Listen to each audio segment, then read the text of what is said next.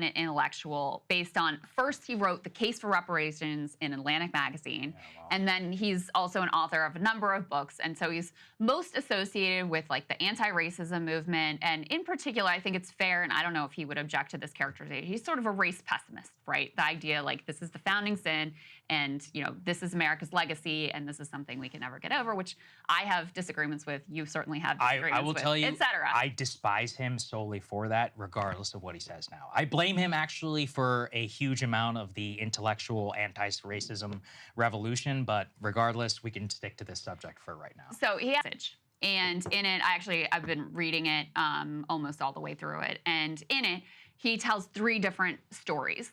And the book, the central theme of the book is basically that writers have a responsibility to speak out for the voiceless, to tell stories in a way that matters.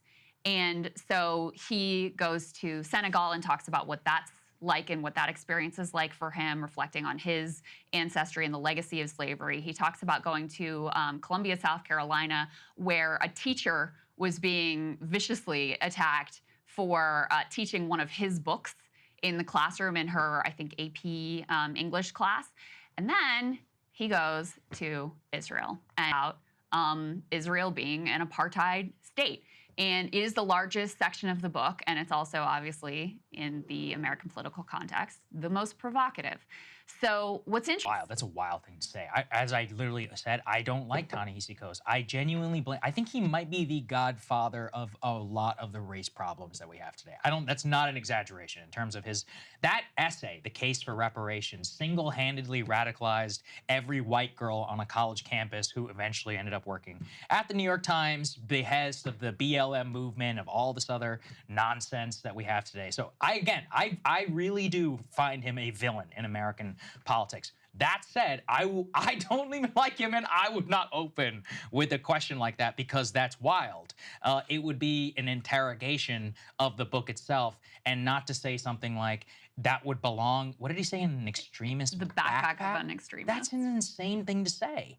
Sure, go. I mean, I disagree with the race pessimist view.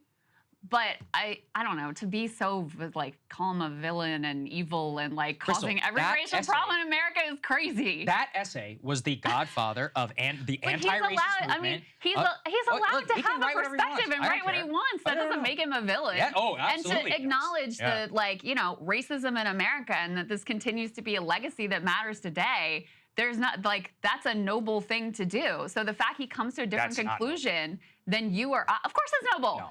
That he comes to a different conclusion than you or I don't know, you're villainizing him in a way that's not that different from the way Tony DeCoppolo is here on CBS. I would say it to his face, and I also wouldn't call him an extremist. I would say I think your case for reparations was the reason that we have all this DEI bullshit, and that you effectively radicalized a bunch of white liberals into thinking that racism is the single biggest problem in American life. So you would blame Ta-Nehisi Coates absolutely. Over, the police that murdered George Floyd, over Donald Trump and all of his many provocations. I mean, I just think Coates' case for reparations, again, is what radicalized a bunch of white liberals into thinking that burning the country down because a single cop murdered George Floyd was a good idea.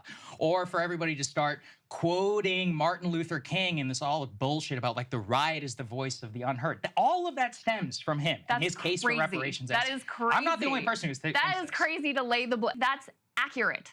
I think that is highly accurate, and it's obviously a very powerful comparison to make in terms of the American political context, and especially given him and how people think of his credibility on these issues.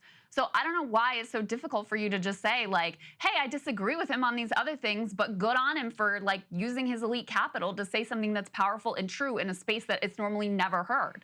Yeah, I guess I could say that.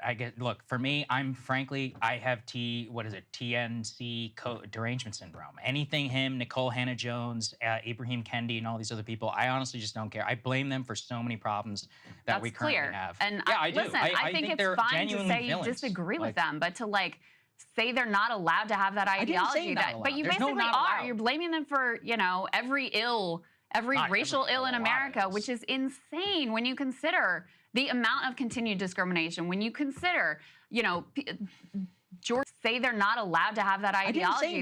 But you basically are. You're blaming them for, every every Not racial every- ill a in lot of America, this. which is insane when you consider the amount of continued discrimination. When you consider, agree with his viewpoint, legitimate.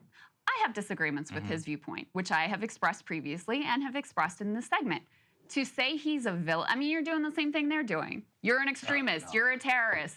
I didn't say he was a terrorist. I mean, you basically are. So no. I don't understand why, especially someone who believes in the, open exchange of ideas and freedom of speech and, the ability to articulate and argue through these things, why you would just denigrate him as a human being I don't want versus people to attacking take the away that he's ideas some that virtuous you figure. disagree with. Okay, if somebody who you despise and said something bad had a good idea, a single sentence, would you think it was appropriate to castigate them as a hero for saying one thing? I think that is they supposedly deserve heroic? No. credit for. If somebody who you despise and said something bad had a good idea, a single sentence, would you think it was appropriate to castigate them as a hero for saying one thing? I think that is they supposedly deserve heroic? No. credit for doing something that. Here's the thing. This goes against his own personal career interests. Yeah. I don't want people to have some takeaway that I think this person is like a hero or whatever. I really You've don't. made it clear that you don't think Good. that. I hope so. And by the way, I didn't say for censorship. If he came here, I would say it to his face too. And we could go into it for an hour. I would let him speak. I don't think that other guy was allowing him. I don't think what he said was anti-Semitic.